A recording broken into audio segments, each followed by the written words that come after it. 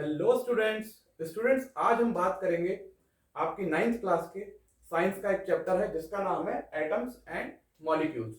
अब देखिए, जब आप नाइन्थ की साइंस की बात करते हैं तो देखिए बच्चों, आपकी नाइन्थ की साइंस में फिजिक्स भी है, केमिस्ट्री भी है और बायोलॉजी भी है। अब ये वाला जो चैप्टर है, जो कि चैप्टर नंबर 3 है आपका, ये जो चैप्टर है आपका, ये चैप्टर बेसिकली केमिस्ट्री का चैप्टर है। और बहुत से बच्चे होते हैं जिनको इस चैप्टर के अंदर बहुत ज्यादा परेशानी रहती है। उन्हें समझ में नहीं आता कि भाई ये केमिस्ट्री में एक्चुअली में हो क्या रहा है। वो कंफ्यूज हो जाते हैं कि भाई एटम्स क्या है, मॉलिक्यूल्स क्या है, एलिमेंट्स क्या है, कंपाउंड्स क्या है। वो इन सब चीजों में बहुत बुरी तरह से कंफ्यूज हो जाते हैं और उन्हें कुछ भी समझ नहीं आता। तो स्टूडेंट्स, मैं इसलिए आज आपके लिए ये वीडियो लेक्चर बना रहा हूँ।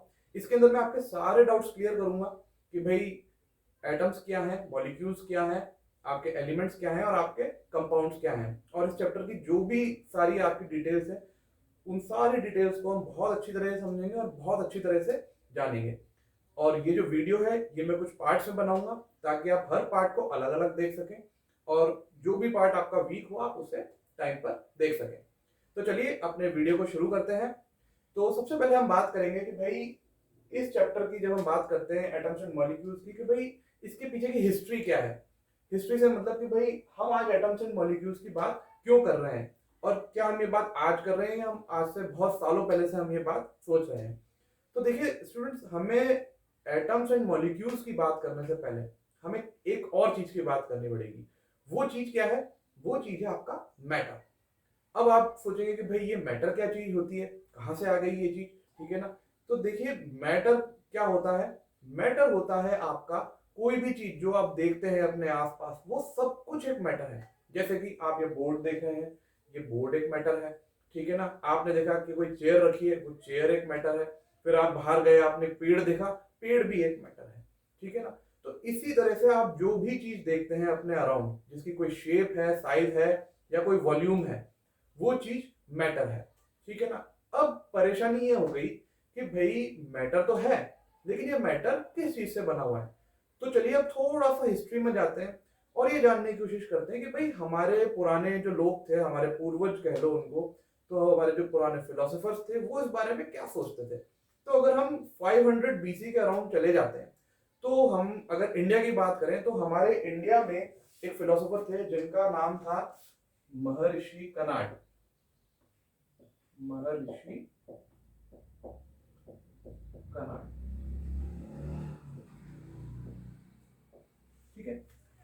अब इन्होंने मैटर और एटम्स एंड मॉलिक्यूल्स के बारे में हमें क्या बताया, ठीक है। तो ये महर्षि कनाड जो थे, इन्होंने ये बोला कि भाई ये मैटर को क्या बोलते थे? पदार्थ। ये बोलते थे कि भाई मैटर जो है वो पदार्थ है। अब इन्होंने बोला कि भाई अगर आप किसी भी मैटर को आप तोड़ते चले जाएं, तोड़ते चले जाएं, तोड़ते चले जाएं, तो एक वक्त ऐसा आएगा कि फिर उसके बाद उस मैटर को तोड़ा नहीं जा सकता, ठीक है। और जब उसे तोड़ा नहीं जा सकता तो हमें एक छोटा सा पार्टिकल मिलेगा।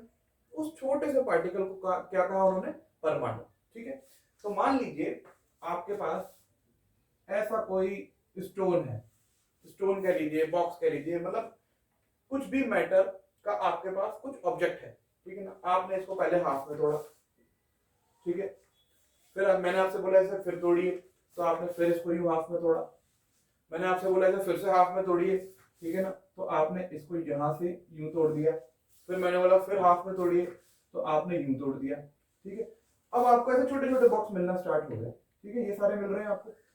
अब आप जब इस तरह से किसी भी मैटर को तोड़ेंगे, ठीक है ना, तो आप कब तक तोड़ सकते हैं उसको, ये सवाल है। तो इसके लिए हमारे महर्षि कर्नाड ने क्या कहा है कि भाई एक वक्त ऐसा आ जाएगा जब आप और ज्यादा इस बॉक्स को तोड़ नहीं पाएंगे और आपको एक छोटी सी यूनिट मिलेगी, एक छोटा सा पार्टिकल मिलेगा या एक छोटा सा, बिल्कुल कहेंगे, सब्सटेंस मिलेगा जिसे आप और नहीं तोड़ सकते, ठीक है। उस पार्टिकल को महर्षि कर्नाड ने क्या कहा? परमाणु, ठीक है। उस पार्टिकल को महर्षि कर्नाड ने कहा परमाणु, ठीक है। फिर इन्होंने ये थ्योरी रखी इंडिया में। फिर इसी थ्योरी को एक और हमारे इंडिया के फिलोसोफर थे जिनका नाम था अकुधा कत्यायामा, ठीक है। उन्होंने इसी थ्योरी को आगे बढ़ाया। उन्होंने क्या कहा? उन्होंने ये कहा कि भाई जो हम अलग अलग तरह के मैटर देखते हैं, अलग अलग तरह से मैटर, मैटर से क्या मतलब है, जैसे कि आप देखते हैं लोहा एक मैटर है, तलवार बनती थी उसके पुराने जमाने में। फिर आपने देखा पेड़ एक मैटर है, पेड़ के आप व्हील्स बना लेते थे, कोई बुलक कार्ट बना लेते थे, ठीक है। फिर आपने कुछ और देखा, आपने मिट्टी देखी, मिट्टी के आपने तवे बना डाले, ठीक है, आपने कुछ भी किया, ठीक है। तो आपको ये पता चला कि भाई मैटर बहुत सारे तरह का है, ऐसा नहीं है कि मैटर बस एक ही तरह का है। लकड़ी भी है, लोहा भी है, मिट्टी भी है, ठीक है, पानी भी है, बहुत तरह का मैटर है दुनिया में। तो ये जो हमारे दूसरे फिलोसोफर है पकुदा कत्यायामा, इन्होंने ये कहा कि भाई ये जो अलग अलग तरह के आपके मैटर है ना, ये इस वजह से है क्योंकि जो हमारे परमाणु हैं वो अलग अलग तरह से जुड़ते हैं, तो इस तरह का अलग अलग मैटर बन जाता है, ठीक है। तो उन्होंने इस थ्योरी को यूं आगे बढ़ाया, ठीक है। अब हम चलते हैं आगे कि भाई जब हमारे इंडिया के साइंटिस्ट इस तरह से सोच रहे थे, साइंटिस्ट कहे क्या, फिलोसोफर कहे इनको, ठीक है, जब हमारे इंडिया के फिलोसोफर्स इस तरह से सोच रहे थे, तो ग्रीक जो था, ग्रीस में जो फिलोसोफर्स थे वो किस तरह से सोच रहे थे उस टाइम पे। तो अगर आप उन फिलोसोफर्स की बात करेंगे तो भाई वो भी कुछ इसी तरह से सोच रहे थे, और उनमें जो दो फिलोसोफर्स के नाम आते हैं वो एक तो है डोमिक्रिटस,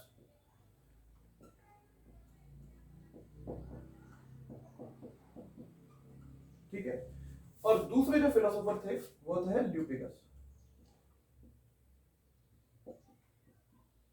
ठीक है। ये दो ग्रीक फिलोसोफर्स थे जो कि इसी तरह से ग्रीस में सोच रहे थे, और इनका क्या कहना था, इनका भी यही कहना था कि भाई अगर आप मैटर को तोड़ते चले जाए, तोड़ते चले जाए, तो एक वक्त ऐसा आ जाएगा जब उस मैटर को और नहीं तोड़ा जा सकता, ठीक है। तो हमें क्या मिलेगा, वो जो सबसे छोटा पार्टिकल हमें मिलेगा ना, उस सबसे छोटे पार्टिकल को इन्होंने क्या कहा, इन्होंने उसको कहा एटम। अब आप ये सोचेंगे कि भाई इन्होंने इस पार्टिकल को एटम ही क्यों कहा, एक सवाल है ना, एटम ही क्यों कहा, डेटम क्यों नहीं कहा, गैटम क्यों नहीं कहा, कुछ भी कह सकते थे।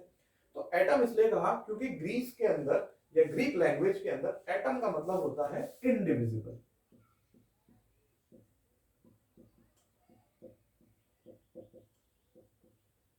ठीक है। एटम का मतलब क्या है, इनडिविजिबल, मतलब जिसे और तोड़ा नहीं जा सकता, जिसे और डिवाइड नहीं किया जा सकता, वो है हमारा एटम। तो इसलिए उन्होंने सबसे छोटे पार्टिकल का नाम रख दिया एटम।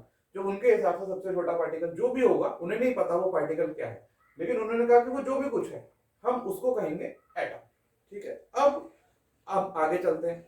अब काफी सालों तक तो ये थ्योरी जो है हमारी चलती रहती है, चलती रहती है, और क्योंकि ये जो हमारे साइंस फिलोसोफर्स थे, इनके पास अपनी थ्योरी को प्रूव करने के लिए ना तो कोई इक्विपमेंट्स थे, ना इनके पास कोई एक्सपेरिमेंट करने का तरीका था, ना ये उसको किसी भी तरह मैथमेटिकली भी प्रूफ नहीं कर पा रहे थे। क्योंकि भाई इनसे क्या है, इनसे कोई पूछता कि अच्छा ठीक है, आपने कहा सबसे छोटा पार्टिकल एटम है, अच्छा दिखाओ हमें वो सबसे छोटा पार्टिकल, कैसे दिखाओगे। तो भाई किसी तरह तोड़ने की कोशिश करेंगे तो इतना छोटा तोड़ नहीं सकते, क्योंकि ये बहुत छोटा होता है एटम, बिल्कुल छोटा सा, मतलब इतना छोटा होता है कि आप इसे आंखों से देख नहीं सकते, माइक्रोस्कोप से भी देखने से बहुत मुश्किल है, ठीक है ना। तो बहुत छोटा पार्टिकल है तो उसको कैसे तोड़ते, वो नहीं तोड़ सकते थे इसको। फिर उनसे कोई बोलता है कि भाई चलो तोड़ नहीं सकते तो हमें दिखाई दो, तोड़ने की जरूरत नहीं है, जुड़ा रहे जहां भी है, लेकिन हमें दिखा तो दो। लेकिन उनके पास कोई ऐसा माइक्रोस्कोप भी नहीं है, क्योंकि एटम्स को देखने के लिए आपको इलेक्ट्रॉन माइक्रोस्कोप जैसी कोई चीज चाहिए, तो वो तो बहुत बाद में बनी है, ठीक है। और ये तो अभी हम 2500 साल पहले की बात कर रहे हैं, 500 BC की बात कर रहे हैं, ठीक है। तो ऐसे में ये उसको प्रूव नहीं करता। फिर हम पहुंच जाते हैं भाई 18th सेंचुरी में। अब 18th सेंचुरी की बात करते हैं, ठीक है। अब 18th सेंचुरी में क्या हुआ, अब 18th सेंचुरी में आपके ये हुआ कि भाई अभी भी हमें जो है एटम जो है हमें दिखा नहीं है, अभी भी हमें मॉलिक्यूल नहीं दिखा है, अभी भी हमें पता नहीं है कि भाई ये एटम क्या है, मॉलिक्यूल क्या है, हमें कुछ नहीं पता है। लेकिन हमें कुछ बेसिक चीजों की नॉलेज 18th सेंचुरी तक हो चुकी थी। वो बेसिक चीजें क्या थी, वो बेसिक चीजें थी हमारी,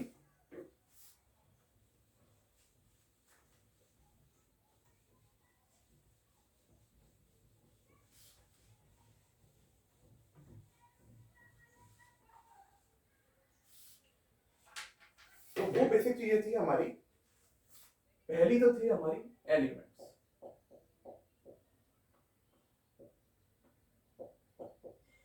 ठीक है। और दूसरी क्या थी हमारी, दूसरी थी हमारी कंपाउंड्स,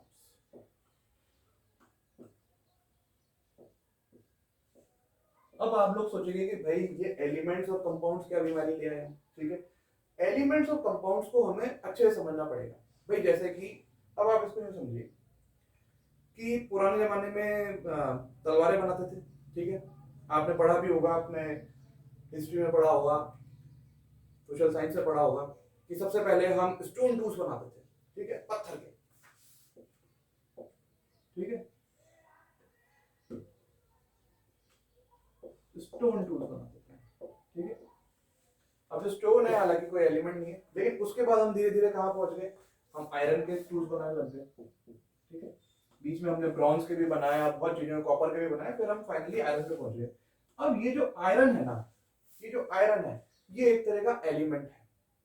तो हमें क्या समझ में आया कि भाई कुछ ऐसा मैटर होता है, ठीक है, जिसकी एक फिक्स प्रॉपर्टी होती है और किसी भी दो अलग अलग चीजों को मिला के ये आयरन बनाया नहीं जा सकता, ये आयरन अलग करके निकाला जा सकता है, इसे बनाया नहीं जा सकता, ठीक है। तो ये चीज उन्होंने कही एलिमेंट, ठीक है, ये एलिमेंट कहलाएगी आपकी। एलिमेंट की क्या खासियत है कि भाई आप एलिमेंट को तोड़ के कुछ और नहीं बना सकते।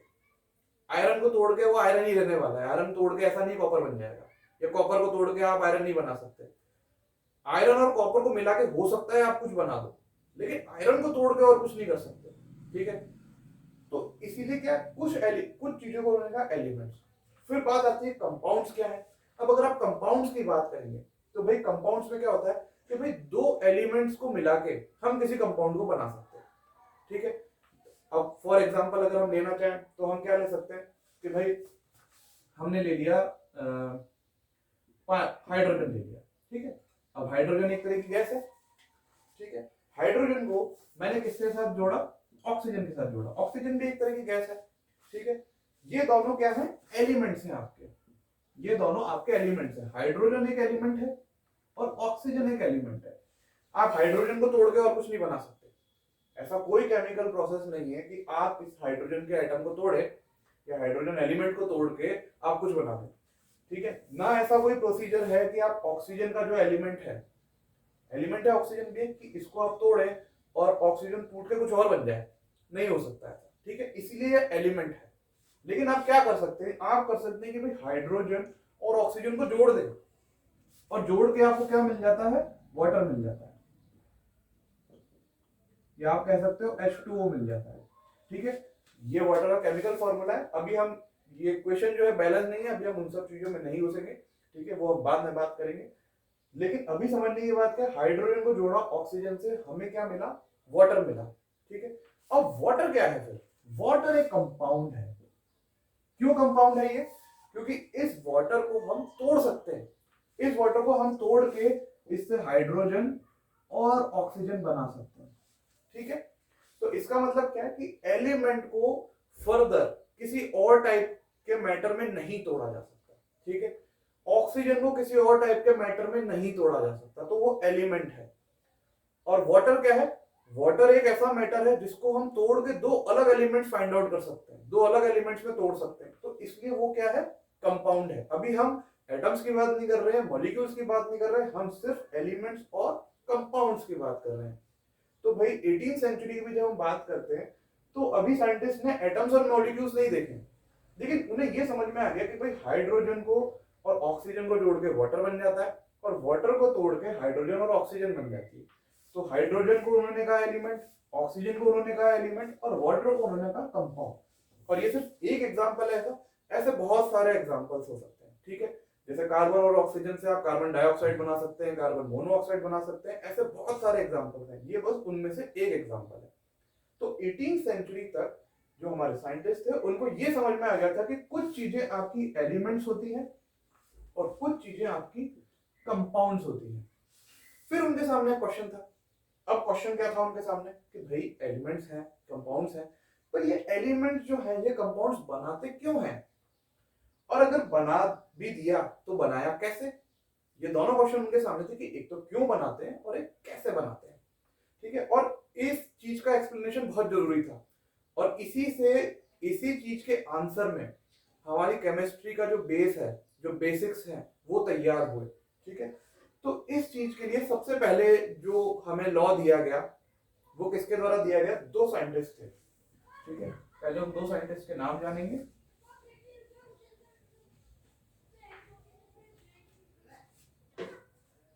एक साइंटिस्ट तो थे हमारे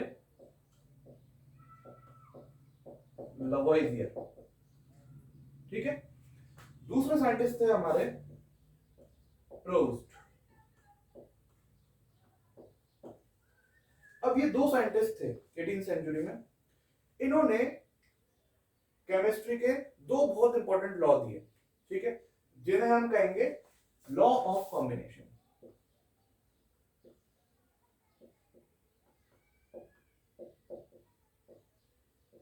लॉज ऑफ कॉम्बिनेशन, ठीक है, इन्होंने दो लॉज ऑफ कॉम्बिनेशन दिए,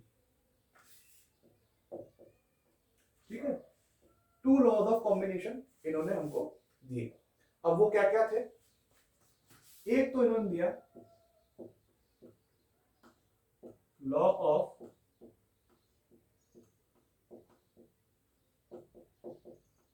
कंजर्वेशन ऑफ मास, ठीक है। तो पहला लॉ क्या दिया? Law of conservation of mass. और दूसरा लॉ क्या दिया?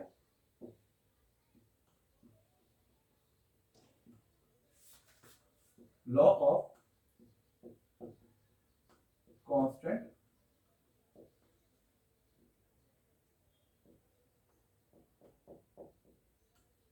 प्रपोर्शन, ठीक है। तो इन्होंने कौन से दो लॉ दिए हमको? Law of conservation of mass and law of constant proportions. और ये जो दो लॉज हैं हमारी केमिस्ट्री के, एकदम आप कह सकते हैं कि भाई ये केमिस्ट्री की नींव है हमारी। इसी से हमारी केमिस्ट्री की जो बेसिक्स है, जो भी हमारी नींव बनी, वो इन दो लॉज की वजह से बनी कि भाई किसी भी केमिकल रिएक्शन में ये दो चीजें होंगी, ठीक है। अब सबसे पहले हम समझेंगे law of conservation of mass क्या कहता है। अब law of conservation of mass क्या कहता है आपका, कि मान लीजिए आपके पास कोई एक्स एलिमेंट है, एक्स एलिमेंट है। अब एलिमेंट का मतलब आप समझ सकते हैं, एलिमेंट कुछ भी हो सकता है, आयरन हो सकता है, हाइड्रोजन हो सकता है, कॉपर हो सकता है, मैग्नीशियम हो सकता है, किसी भी तरह का एलिमेंट है, ठीक है। उसे हमने रिएक्ट करवाया किससे? एक दूसरे एलिमेंट से, वाई एलिमेंट से। अब ये वाई एलिमेंट भी कुछ भी हो सकता है, ठीक है। ऑब्वियस बात है, वो एक्स तो नहीं होगा, अगर एक्स आयरन है तो वाई आयरन नहीं होगा, ठीक है। अभी के लिए हमारा यही है कि अगर एक्स आयरन है तो वाई आयरन नहीं होगा। लेकिन मान लो ये ऑक्सीजन है या कुछ भी है, ठीक है। तो अगर एक्स को वाई से रिएक्ट करवाया, और ये प्लस का साइन आप इसे लिटरल प्लस जो मैथ्स वाला है वो नहीं लेंगे, ये केमिस्ट्री में इन दोनों के बीच में रिएक्शन हो रहा है, बस ये यही दिखा रहा है। तो इन दोनों के बीच में रिएक्शन हुआ और हमें क्या मिला? एक कंपाउंड मिला जिसका नाम था एक्स वाई, ठीक है। ये एक्स वाई का मतलब ये नहीं है कि ये एक्स और वाई मल्टीप्लाई हो रहे हैं। ये कुछ बातें हैं जो आपको केमिस्ट्री में हमेशा ध्यान रखनी है। ये प्लस का मतलब सिर्फ इतना है कि इन दो एलिमेंट्स के बीच में रिएक्शन हो रहा है, ये लिटरल प्लस नहीं है, ठीक है ना। और ये एक्स वाई लिख दिया, इसका मतलब ये नहीं है कि ये एक्स और वाई मल्टीप्लाई हो रहे हैं। ये मिल के एक्स और वाई एक कंपाउंड बने जिसका नाम हमने दिया है एक्स वाई, ठीक है। अब मान लीजिए law of conservation of mass क्या कहता है। अब मान लीजिए कि भाई आपने जो एक्स लिया था वो लिया था 10 kg, ठीक है। आपने जो वाई लिया था वो भी आपने लिया था 10 kg। तो भाई ये जो आपका कंपाउंड बन गया या एक्स वाई, इसका वेट क्या होगा? अगर आप इसका वेट नापेंगे, मास नापेंगे या फिर, तो वो आपको मिलेगा 20 kg, ठीक है।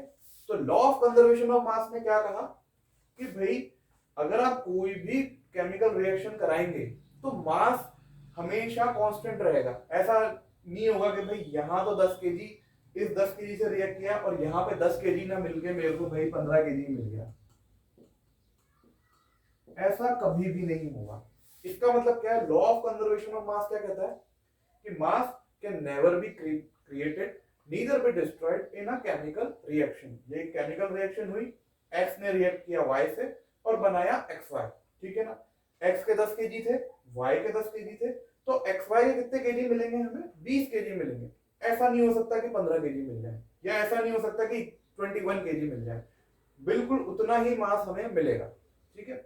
ये कहा हमारे law of conservation of mass ने, ठीक है। उसके बाद हम चलते हैं अपने दूसरे लॉ के ऊपर।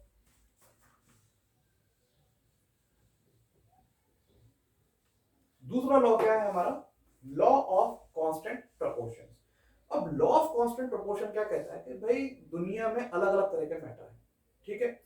अब अलग अलग तरह के मैटर है, कुछ कंपाउंड्स है, कुछ एलिमेंट्स है, तो बेसिकली हम कंपाउंड्स की बात कर रहे हैं इस समय। तो कंपाउंड्स की क्या खासियत है, एक तरीके से ये कंपाउंड की खासियत के बारे में है। तो कंपाउंड की खासियत के बारे में ये लॉ ये कहता है कि अगर कोई भी कंपाउंड है तो उसके अंदर जो दो एलिमेंट्स होंगे वो एक फिक्स्ड प्रोपोर्शन में प्रेजेंट होते हैं। जैसे कि फॉर एग्जांपल हम लेते हैं वाटर को, ठीक है। अगर आप वाटर का 9 ग्राम्स ऑफ वाटर लेते हैं, आपने ले लिया 9 ग्राम्स ऑफ वाटर, ठीक है। क्या इसको ऐसे लिखें, आपने लिया वाटर, जो कि आपने कितना लिया 9 ग्राम्स, ठीक है। और आपको पता है भाई वाटर किस चीज से मिलकर बना हुआ है, वाटर बना है आपका हाइड्रोजन और ऑक्सीजन से,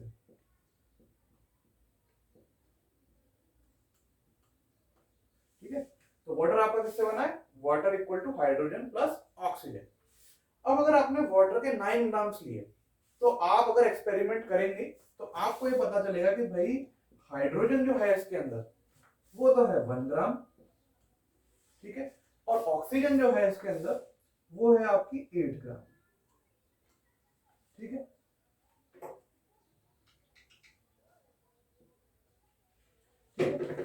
तो इसका क्या मतलब हो गया कि भाई आप वाटर कहीं से भी उठा के ले आए दुनिया में, चाहे आप समुद्र का पानी लेके आ जाए, चाहे आप नदी का पानी लेके आ जाए, चाहे आप नहर का पानी लेके आ जाए, चाहे आप घर की मटकी में से पानी लेके आ जाए, आप पानी के अगर 9 ग्राम लेंगे तो उसके अंदर अगर आप उसे तोड़ेंगे, किसी भी केमिकल प्रोसेस से इस पानी को आप तोड़ते हैं और हाइड्रोजन और ऑक्सीजन बनाते हैं, तो आपको क्या मिलेगा, 1 ग्राम हाइड्रोजन का मिलेगा और 1 ग्राम आपको ऑक्सीजन का मिलेगा। इसका मतलब क्या है कि भाई पानी के अंदर हाइड्रोजन और ऑक्सीजन का रेशियो क्या है, वो रेशियो हो गया आपका 1:8। और इस दुनिया में किसी भी तरह के पानी के लिए ये रेशियो जो है हमेशा सेम रहेगा, ठीक है। अब ये जो वाटर का मैंने एग्जांपल लिया है ये सिर्फ एक एग्जांपल है, क्योंकि वाटर एक कंपाउंड है, ये हमारा कंपाउंड है, ये हमारा एलिमेंट है, ये भी हमारा एलिमेंट है, तो वाटर एक एग्जांपल है। अब आप इस दुनिया में कोई सा भी कंपाउंड उठाएंगे ना, जैसे आपने बोला भाई कार्बन डाइऑक्साइड या कार्बन मोनोऑक्साइड, तो उसके अंदर भी जो कार्बन का और जो ऑक्सीजन का जो रेशियो होगा वो हमेशा कांस्टेंट रहेगा, ठीक है। तो लॉ ऑफ कांस्टेंट प्रोपोर्शंस ने क्या कहा कि भाई किसी भी कंपाउंड के अंदर जो आपका रेशियो होता है एलिमेंट्स का वो हमेशा सेम रहता है, हमेशा कांस्टेंट रहता है। तो यही कहता है आपका लॉ ऑफ कांस्टेंट प्रोपोर्शन। तो अगर आपको इतनी बात समझ में आ गई हो तो इस वीडियो को हम यहीं पे फिनिश करेंगे।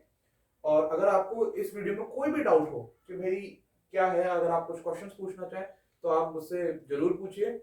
और इस चैप्टर की जो आगे की चीजें हैं, जो आगे की डिटेल्स हैं, वो हम नेक्स्ट पार्ट में बताऊंगा मैं आपको, ठीक है। तो अभी के लिए थैंक यू और इस वीडियो को लाइक और शेयर जरूर करें।